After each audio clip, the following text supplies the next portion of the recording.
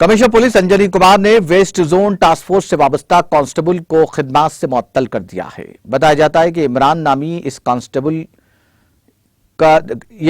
दौरान ड्यूटी गैर कानूनी काम अंजाम दे रहा था। चंद दिन कबल उसने अपनी बहन की शादी में शिरकत का बहाना बनाकर रुख्सत हासिल की, लेकिन उसने अपने सट्टेबाज दोस्तों के साथ गोवा के लिए रवाना हो गया और वहां पर सट्टे की सरगर्मियां अंजाम देने वाले अपने साथियों की मदद करने लगा। इसी दौरान एसओटी साइबराबाद ने एक इत्तला पर यहां धावा किया। इस दौरान इमरान ने अपने साथियों को यहां से भगा दिया। इसी तरह मलारदेवपल्ली के कांस्टेबल को भी इस तरह की सरगर्मियों की पादाश में मुअत्तल कर दिया गया है।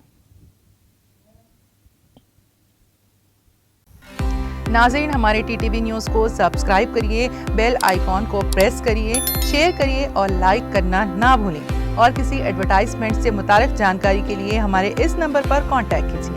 हमारा नंबर है 9550102020।